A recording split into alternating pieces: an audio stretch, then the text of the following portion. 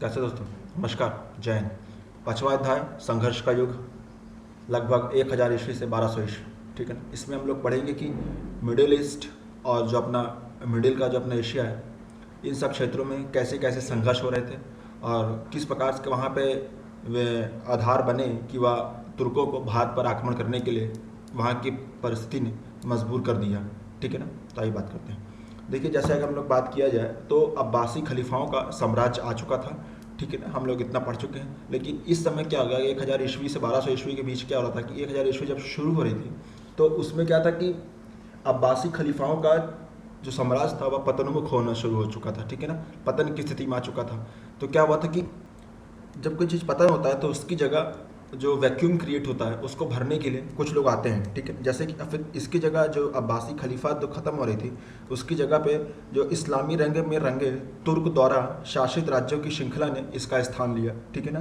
तो तुर्कों ने राजमहल के रक्षकों और भाड़े के सैनिकों के रूप में 9वीं शताब्दी के आसपास अब्बासी साम्राज्य में प्रवेश किया था। शीघ्र ही उन्होंने ऐसी स्थिति प्राप्त कर ली थी कि उनकी मर्जी से राजा बनाने और बिगड़ने लगे। केंद्रीय सरकार की शक्ति ज्यों ज्यों कम होती चली गई तब तब प्रांतीय शासकों ने स्वतंत्रता हासिल करना शुरू कर दिया। ठीक है ना। खलीफाओं ने कुछ समय तक एकता का आभास कायम रखने की कोशिश अवश्य की, लेकिन वह सफल नहीं हो सके। जिसका तरीका यह था कि जो सेनापति अपने लिए स्वतंत्र राज्य कायम कर लेता था और कामयाब हो जाता था स्वतंत्र राज्य बनाने में, तो उसको वो अमीर उल उमरा या सेनापतियों के सेनापति की उपाधि दे देते थे, और जिसकी वजह से ये लोग जो हैं अपने आप को खलीफा और एक प्रकार से सुल्तान घोषित कर देते थे उस प्रदेश का। क्या होता है कि इस समय जो आपका मध्य एशिया से लगातार होने वाले तुर्की जनजातियों के हमलों है ना, तुर्की जनजातियों के हमलों असफल शासकों का साथ छोड़कर बात की बात में सफल शासक के खेमे में जा खड़े होने की तुर्क सैनिकों की जो अर्थलोलुपता जो प्रवृत्ति थी, उसी की वजह से मुस्लिम फिरकों के बीच छिड़े झगड़ों के कारण भी यह काल सचमुच अशांति का काल बन गया था। ओके। साम्राज्यों और राज्यों को न उठते देर लगती थी और न ही गिरते देर लगती थी। ठीक है ना। इन परिस्थितियों में अपना वर्चस्व वही व्यक्ति स्थापित कर सकता था जो कुशल योद्धा के साथ ही साथ एक जननायक के गुणों से भरीपूर्ण हो। ओके। तुर्क जनजातियां अपने साथ बेरहमी भरी लूटपाट की आदत लेकर इस भूभाग में उतरी थी, जिनकी लड़ाई का मुख्य तरीका यह था कि वे जितनी तेजी से वो लोग आगे बढ़ते थे उतनी तेजी से वो लोग पीछे आते थे। ये तुर्क जनजातियों की लड़ाई करने का ये तरीका था। ओके ना। तो कैसे तुर्क जनजाति जो थी इस अब्बासी खलीफाओं के पतन के समय अपनी स्थिति को ऊपर बढ़ाते चले जा रहे थे। एक प्रकार से ये लोग एक सैनिक के रूप में भर्ती हुए थे, भाड़े के रूप में। ठीक है ना। तो इन्होंने इतनी शक्ति इनके पास थी, सैन्य शक्ति थी, क्षमता थी कि इन्होंने यहाँ के कमज़ोर शासन को धीरे धीरे अपने हाथों में लेना शुरू कर दिया था। अगर देखा जाए हम लोग गजनवी के बारे में अगर थोड़ा बात किया जाए तो 9वीं सदी के अंतिम दौर में ट्रांसआक्सीनिया, खुरासान और ईरान के कुछ हिस्सों पर सामानियों का शासक था जो ईरान मूल के लोग थे।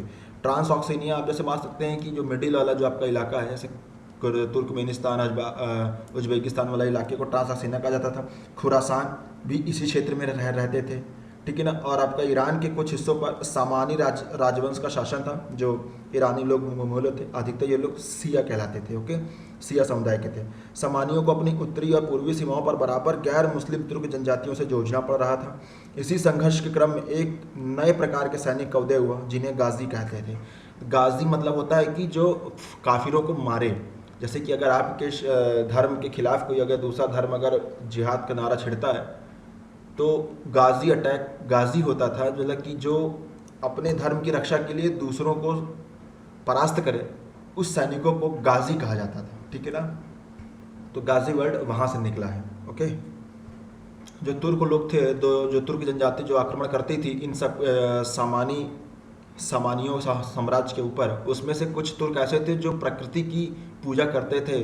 तो वैसे लोग इन सामानियों के सामने इस्लाम धर्म विरोधी प्रतीत होते थे, और इस वजह से उनको उनसे रक्षा करना, राज्य की रक्षा करना ज़रूरी था, और फिर इससे धर्म की भी रक्षा होती थी।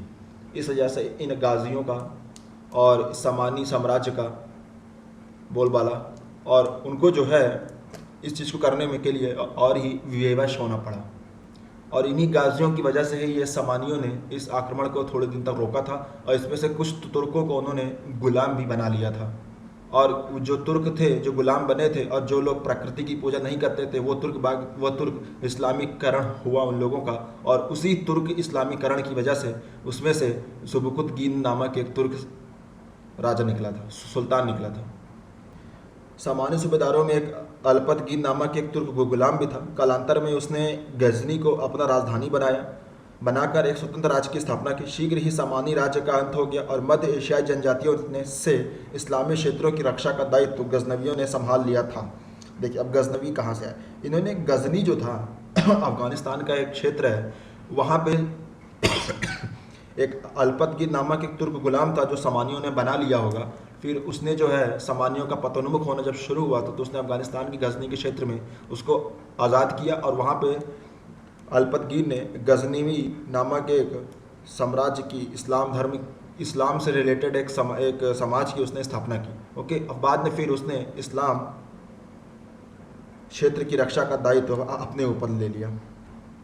और इसी पे महमूद गजनी जो था वह गद्दी पर बैठा 998 से 1030 के ईस्वी में। ओके, जिसको अपने भारत में एक आक्रमणकारी के रूप में देखा जाता है और इसने बुद्ध शिकन नामक उपाधि भी धारण की थी, मतलब कि मूर्तियों को भंजन करने वाला, उसे बुद्ध शिकन कहते थे। यद्यपि देखे तो महमूद गजनवी जो था उसने तुर्क जनजातियों के खिलाफ इस्लामी राज्यों की रक्षा तथा ईरान के सांस्कृतिक पुनर्जागरण में महत्वपूर्ण भूमिका निभाई थी। तथापि भारत में उसे एक लुटेरे और मंदिर को तोड़ने के रूप में याद किया जाता है। ठीक है ना, महमूद ने भारत पर 17 हमले किए थे। ऐसा कहा जाता है कि शुरुआती हमलों का लक्ष्य पेशावर और पंजाब पर राज करने वाले हिंदूशाही शासक थे। वह मुल्तान के मुसलमान राजाओं के खिलाफ भी लड़ा था। राज्य इस्लाम के जिस पंथ के अनुयायी थे उसका महमूद घोर विरोधी था। हिंदूशाही शासक महमूद के पिता के समय से ही गजनवियों से जूझता था। तो हिंदूशाही शासक जो महमूद के पिता के समय से ही गजनवियों से जूझ रहे थे, ठीक है ना, क्योंकि उनको आभास हो गया था कि ये लोग आज नहीं तो कल अपने भारत देश के क्षेत्र पर आक्रमण करेंगे।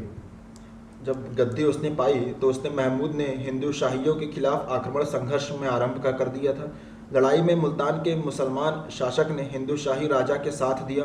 1001 ईस्वी में जयपाल को हराकर महमूद ने उसे बंदी बना लिया, लेकिन बाद में छोड़ दिया। जयपाल के दिल में पराजय का अपमान इतना चुभ गया था कि उसने अपने आप को जलती चिता के जवाल में जलाने का निर्णय किया। उसके बाद उसका पुत्र आनंदपाल राजा बना, लेकिन फिर वो भी हिंदूशाही सेनाओं का जो संगठन था उसका वो सेनापति बना। लेकिन तब भी आनंदपाल और महमूद में भी लड़ाई हुई जिसमें आनंदपाल हारा, ठीक है ना, और इसमें फिर से इसने मुल्तान के मुसलमान शासक ने इसमें आनंदपाल का साथ दिया था। ओके, यद्यपि भारतीय सैनिकों की संख्या अधिक थी लेकिन तब भी वो हार गए थे। और युद्ध प्रिय जो खोखर जनजाति पंजाब की थी, खोखर जनजाति, वो भी इन महमूद गजनवी के विरुद्ध लड़ाई में खड़ी हुई थी। महमूद ने आगे भारत पर जो हमले किए थे उसका उद्देश्य उत्तरी भारत से धन धान्य से पूर्ण मंदिरों को नगर को लूटना था, ठीक है ना, ताकि लूट के धन से वह अपने मध्य एशिया शत्रुओं के खिलाफ अपना संघर्ष जारी रख सके। साथ ही साथ वह भारतीय राजाओं को आपस में संगठित होकर अपने खिलाफ कोई गुट खड़ा करने का मौका नहीं देना चाहता था, इस वजह से वो रोज हमला करता था, ठीक है ना। इसीलिए उसे इस्लाम का यश बढ़ाने वाले और बुद्ध शिकन तथा मूर्ति भंजक के तौर पर उसको जो है पदवी दी गई थी। ओके, लेकिन अगर देखा जाए उसके सबसे साहसिक और सबसे प्रबल आक्रमण उसका 1018 ईस्वी में कन्नौज पर और 1025 ईस्वी में सोमनाथ पर किए गए हमले उसके महत्वपूर्ण हैं। 1018 में कन्नौज पर जो हमला किया था और 1025 ईस्वी में उसने सोमनाथ पर जो हमला किया था ये सब आक्रमण उसके महत्वपूर्ण हैं। और अगर इसके मृत्यु के बारे में बात किया जाए तो इसने 1030 ईस्वी में गजनी में इसकी मृत्यु हो चुकी थी, महमूद गजनवी की। ओके, महमूद को सिर्फ एक हमलावर और लुटेरा करके खारिज कर देना सही नहीं है। पंजाब और मुल्तान पर गजनवियों की विजय ने उत्तर भारत की राजनीतिक स्थिति को पूरे तौर पर बदल दिया था। तुर्कों ने उत्तर पश्चिमी भारत की रक्षा करने वाली पर्वत श्रेणी को पार कर लिया था और अब वे किसी भी समय गंगा और मुख्य मैदान पर उतर आ सकते थे। अगले 150 वर्षों तक यदि वे इस क्षेत्र में अपना राज विस्तार नहीं कर पाए तो उसका कारण यह था कि इस काल में मध्य एशिया और उत्तर भारत में तेजी से हो रहे परिवर्तन थे, ठीक है ना। देखिए, महमूद गजनवी में महमूद गौरी के बीच में जो साल थे उसमें अगर कोई आक्रमणकारी भारत देश को अच्छी तरीके से नहीं फतह कर पाया, उसका कारण यह था कि मिडिल ईस्ट में उनकी स्थिति पहले से और भी बदतर हो चुकी थी, ठीक है ना।